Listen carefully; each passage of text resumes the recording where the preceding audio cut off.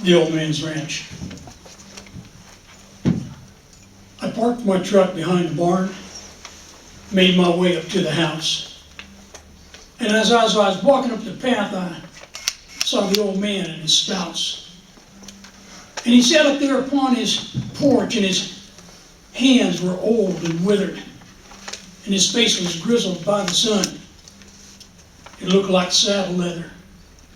And his fists, they gripped the rocking chair as it moved slowly to and fro, and behind his blurry eyes were memories that he may never know. I could tell that he was staring out at something far away, and it could have been his past, or those distant fields of hay. And I wondered what he saw out there. Was it another place and time, or just a watercolored image that made no sense or rhyme?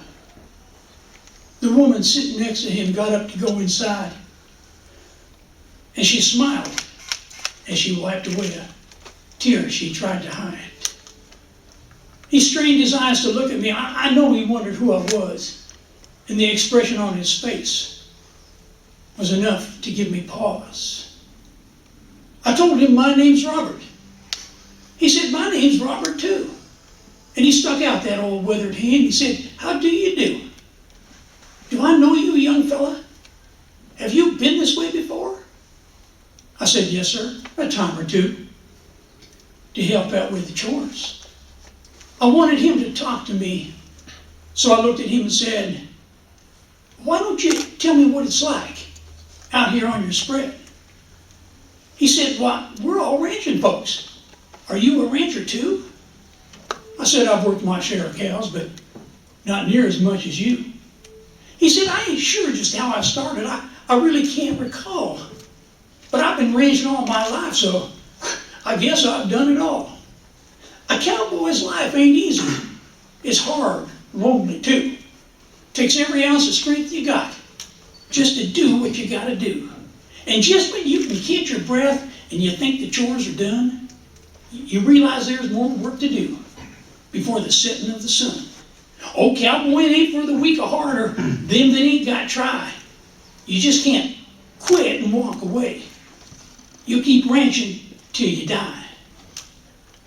Did I mention I'm a rancher? Out here, that's what we do. I said, yes, sir, you did. And I'm a rancher too. He said, I reckon it don't matter much. I'm forgetful now and then. But I'm proud you come on by. I hope you stop this way again. He said, I'd like to sit and visit, but I got work to do. This old place don't run itself, so I'll bid good day to you. And he just went back to staring out with that little sheepish grin. And I wondered if he'd recall this time I spent with him. I knew I had to walk away, and it made me kind of sad. And I turned my back and whispered, you know, I love you, Dad.